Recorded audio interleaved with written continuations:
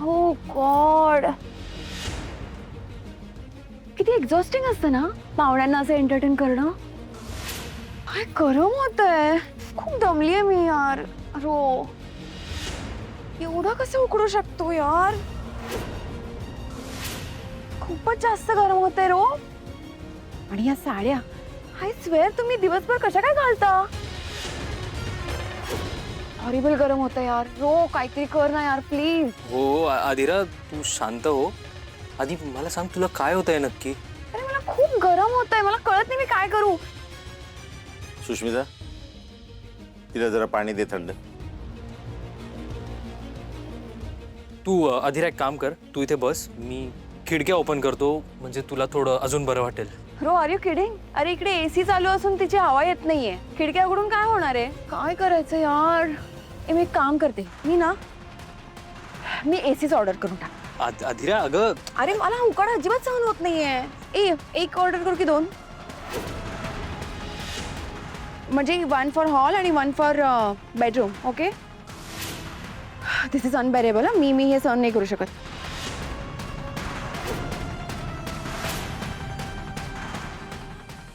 नारायणाय विद्महे वासुदेवाय धीमहि तन्नो विष्णु प्रचोदयात्.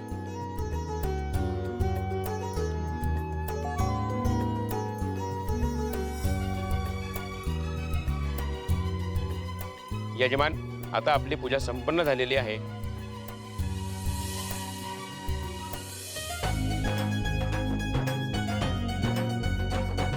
हाताने देवाला 6 वेळेला नैवेद्य अर्पण करायचं आहे. ओम प्राणाय स्वाहा, ओम अपानाय स्वाहा, ओम व्यानाय स्वाहा, ओम उदानाय स्वाहा, ओम समानाय स्वाहा, ओम परब्रह्मणे नमः. 3 बळ्या हातावरून दामनामध्ये पाणी सोडून द्यायचं आहे. उत्तरापोषणम समर्पयामि, हस्तप्रक्षालनं समर्पयामि, मुखप्रक्षालनं समर्पयामि, करोद्वर्तनार्थे नमस्कारान् समर्पयामि, नमस्करोमि.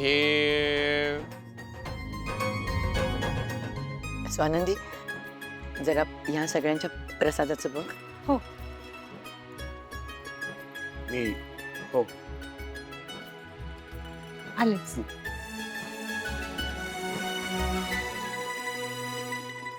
मम्मा, चांगलाच प्रसाद मिळणार आहे आता स्वानंदीलाच. एक खारट प्रसाद खाणार आहेत आणि तोंड वाकडं करणार आहेत. आणि मुळात स्वानंदीला तोंड वाकडं करण्यासाठी खारट प्रसाद खाण्याची गरजच नाहीये.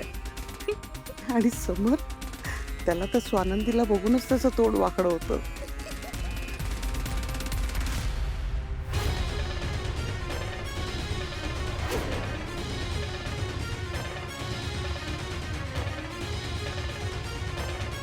अगं रोहिणी, काय झालं?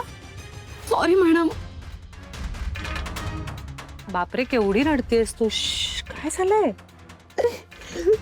मला सांग बरं, काय झालंय? कोणी काही बोललंय का? घरून काही वाईट बातमी आली आहे का? काय झालंय नक्की? का रडतेस तू इतकी? घरी नाही मॅडम, इथेच माझ्याकडून एक चूक झाली आहे. ओके, ठीक आहे, हरकत नाही. काय झालंय?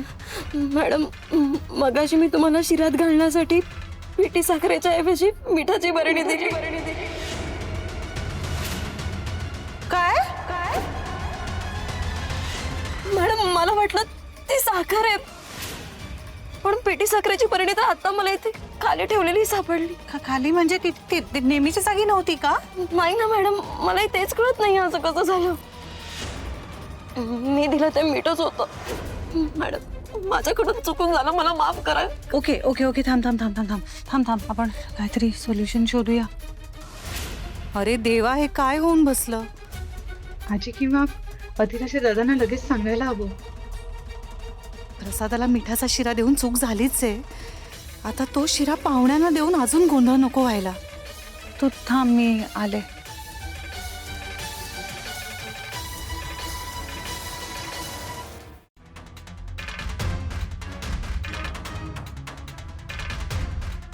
जरा बोलायचं होतं. जरा 2 मिनिटं, मी गुरुजींना भेटून येते. महत्वाचं. अगं, त्यांच्याशी बोलणंच नाही झालं माझं. आले मी. ते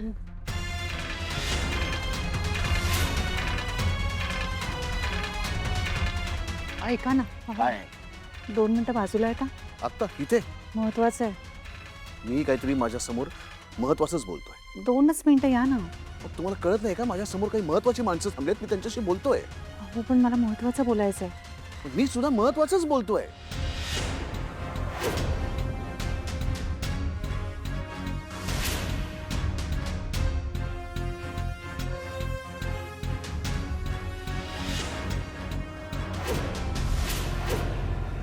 आता काय करू? माझ्या चुकीमुळे पाहुण्यांना खारट शिरा खावा लागणार.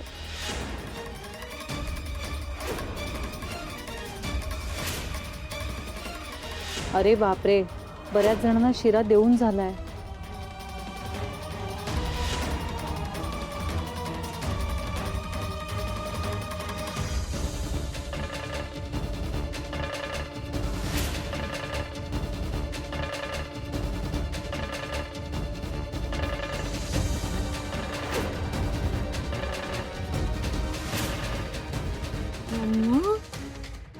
सगळेजण इतक्या आवडीने खारट शिरा कसं काय खातात?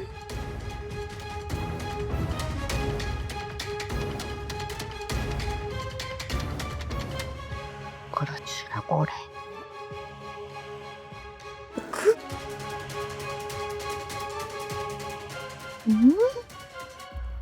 हे कसं काय झालं?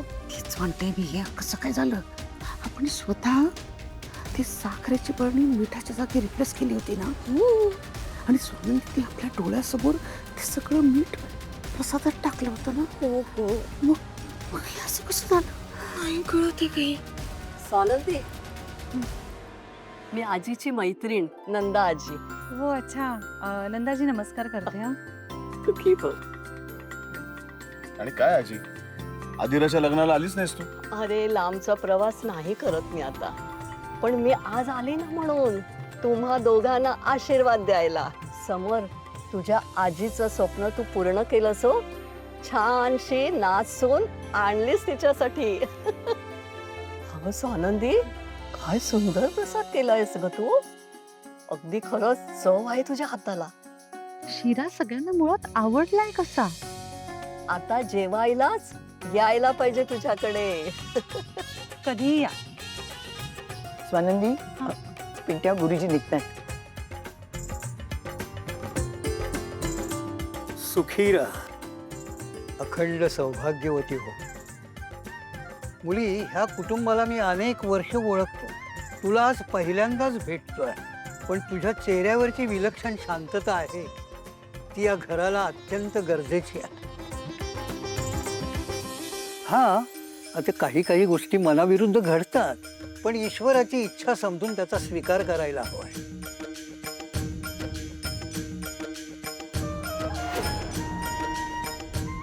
तरच आयुष्याच्या परीक्षांना तोंड देण्याची ताकद मिळते. हा, आता अजून खूप मोठा पल्ला गाठायचा आहे. तसे चालत राहा, पण मागे वळून पाहू नका. शुभम भवतु.